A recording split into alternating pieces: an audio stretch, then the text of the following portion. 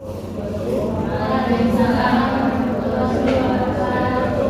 semuanya hari ini kita akan mempelajari tentang dari pertemuan ketiga bahasan agama dan kebahagiaan. Jadi ini ada hubungannya dengan materi karakter buding sebenarnya. Kenapa Bapak awal dengan ini? Pertama karena memang ada keterkaitan. Nah, dalam semua agama itu kan semua orang itu ingin bahagia, pasti ya. Bahagia iman, terkadang orang mau mendefinisikan bahagia itu seperti apa. Berbagai macam cara, berbagai macam bentuk orang mencari kebahagiaan. Sederhana, bahagia mata itu berbahagia kalau kita bisa melihat, ya kan? Melihat sesuatu yang indah, sesuatu yang cantik, melihat pemandangan yang baik, itu kan kebahagiaan bagi mata. Bagi telinga, kebahagiaan itu ketika kita telinga berfungsi dengan baik dan mendengar, itu juga kebahagiaan bagi telinga. Jadi kebahagiaan itu artinya bisa dalam bentuk berbagai macam, berbagai bentuk, berbagai cara juga kebahagiaan. Cuman dalam konsep ajaran Islam, agama itu ada dua. Ada yang namanya agama dalam bentuknya ya. Namanya bentuknya bersifat duniawi, fisik, barang, jabatan, dan sebagainya. Ini bentuk duniawi. Kedua, dalam konsep ajaran agama itu bentuknya adalah ukhrawi, kebahagiaan akhirat. Makanya dalam berdoa itu sering ada Rabbana atina fid dunya hasanah wa qina azabannar. Bagi orang muslim ya, sering berdoa seperti itu. Semua agama juga sama, pasti inginnya mendapatkan kebahagiaan baik di dunia ataupun kebahagiaan di akhirat. Itu yang membedakan. Kalau orang kafir, ya, orang kafir atau orang yang tidak percaya dengan agama, dia merasa bahwa ya hidup itu hanya sekali, selesai, sudah mati selesai, tidak ada lagi itu yang namanya pertanggungjawaban. Tidak ada lagi kehidupan setelah kematian bagi mereka yang tidak meyakini tentang adanya kehidupan. Sehingga bagi mereka kebahagiaan yang ada di sini, jabatan kalau kemudian dengan berbagai macam cara. Kalau bagi seorang muslim tentu bahagia ya, bahagia. Kebahagiaan itu bisa dalam bentuk fisik, ya, kebahagiaan makan, kebutuhan seksual, kebahagiaan juga kan fisik itu ada kebutuhan secara jasmani, ada kebutuhan makan, keamanan, kenyamanan, kebutuhan seksual dan sebagainya.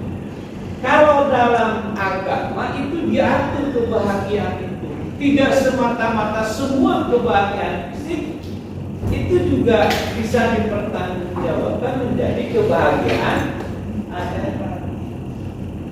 Ya, kebahagiaan fisik itu tentu harus. Oh ini makanya dalam konsep agama itu ada yang namanya halal, ada yang namanya haram, ada yang namanya boleh, ada yang namanya tidak boleh. Tujuannya untuk apa tadi? Kebahagiaan fisik itu juga harus mengarah kepada kebahagiaan akhirat. Ini ada kaitannya dengan materi kita kali ini tentang motivasi. Ya. Kebahagiaan fisik, kita bicara tentang kebahagiaan fisik dulu deh. Ya, kebahagiaan fisik dalam teori Maslow. Ya, ingat teori Maslow ini.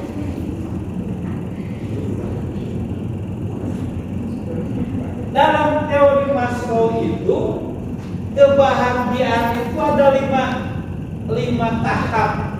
Pertama, kebahagiaan fisiologis.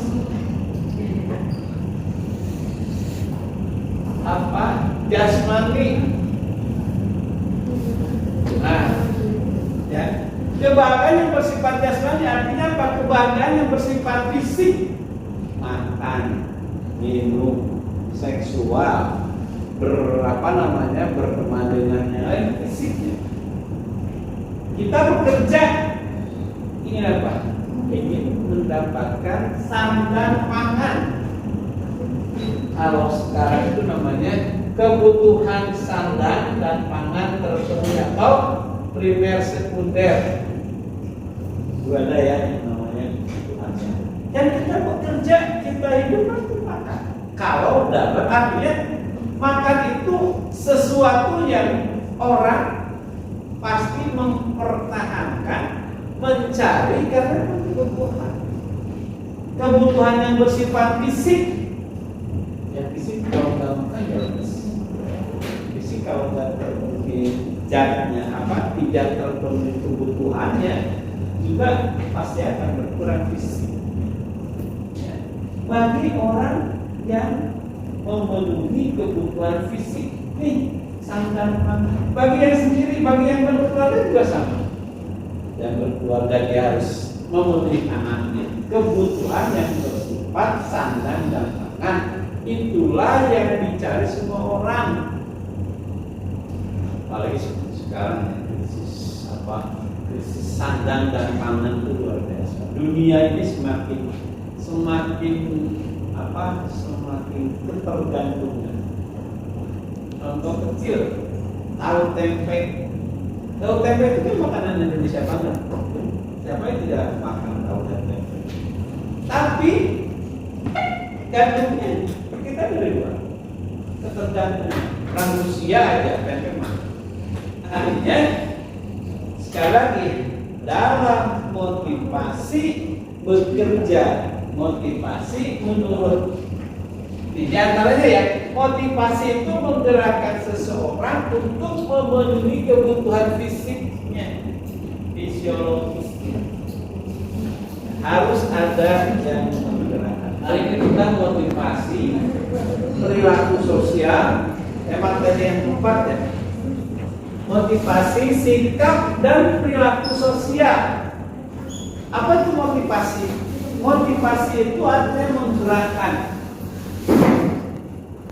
Menggerakkan itu sesuatu yang membuat orang mau maju, mau bergerak, termotivasi.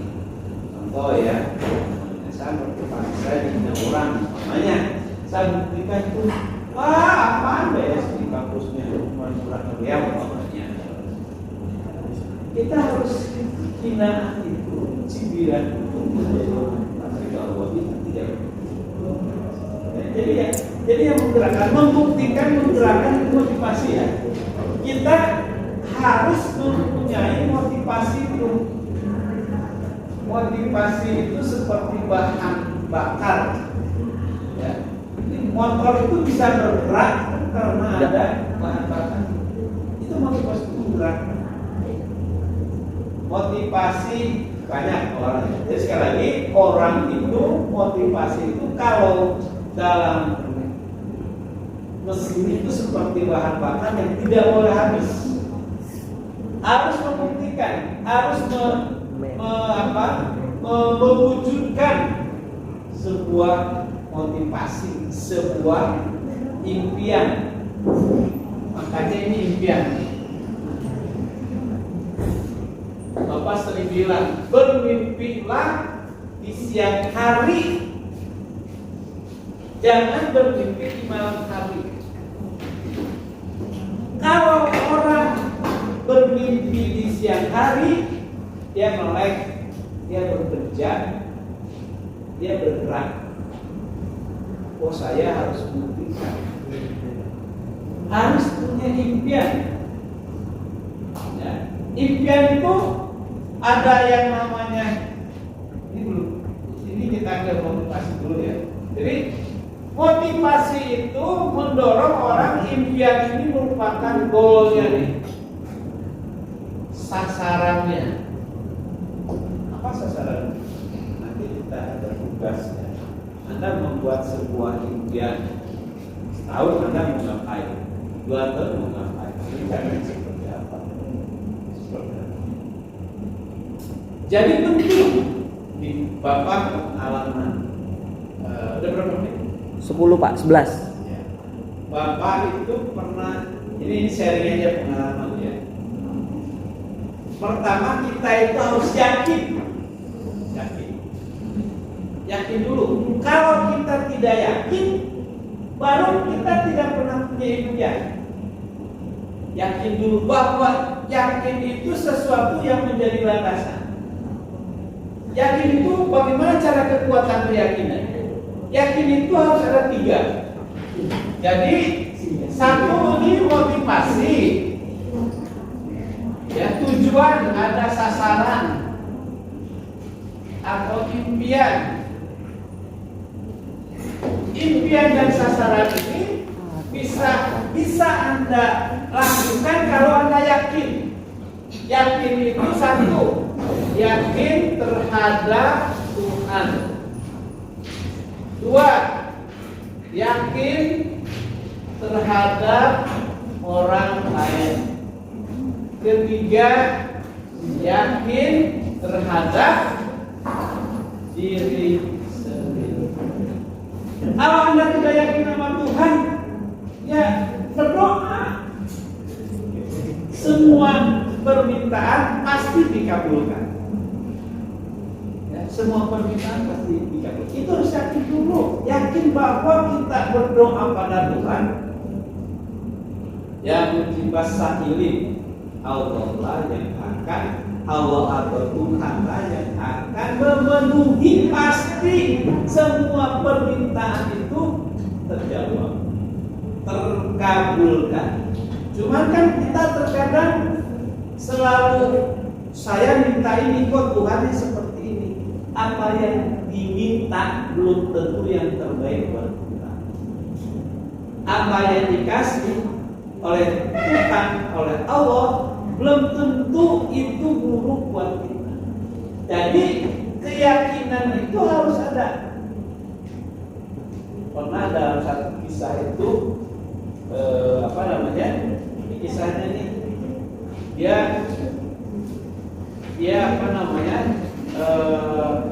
anaknya itu di Jepang ya, anaknya itu tertimpa gempa. Jepang adalah gempa. Semua orang yakin itu anaknya ini meninggal. Anaknya meninggal.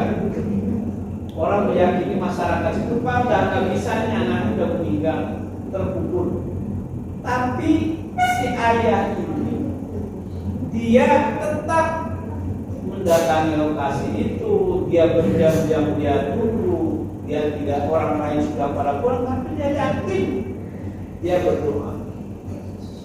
Tuh, ketika semua orang pesimis tidak yang terselamatkan, ternyata dia mendengar Tuhan minta tolong. Ketika dia tertolong, jawab, tanya ke semua orang, kenapa Anda bisa yakin tadi? Saya yakin bahwa saya berdoa pada ya Tuhan, selamatkan dan sebagainya. Saya yakin dulu. Yakin bisa tercapai. Anda sendiri kalau tidak yakin, gimana? Harus yakin dulu. Caranya gimana? Yakin pada Tuhan bahwa kita apapun itu pasti dikasih oleh Tuhan. Tapi tentu bukan semua. Ya Tuhan, saya ingin suami ABCD. Ya kalau ganteng ternyata galak kayak si Bilang. Jadi oh iya ini ganteng ini apa sampai ternyata gay? Mamanya gitu ya. Contoh. Jadi artinya semua harus yakin dengan. Yang kedua, ketika ditanya kok Bapak tahu anaknya masih hidup, yakin pada orang lain. Yakin, saya yakin juga petugas pemadam kebakaran yang membantu membantu korban dan sebagainya. Kita kalau kita nih isi bensin pom bensin kita kan nggak benar nggak diisi sama air. Artinya kita yakin terhadap orang lain. Kita juga sama hidup ya harus yakin terhadap orang lain, percaya dah. Yang terakhir yakinlah pada diri. Itu pentingnya. Inilah yang dikatakan dengan motivasi. Jangan bisa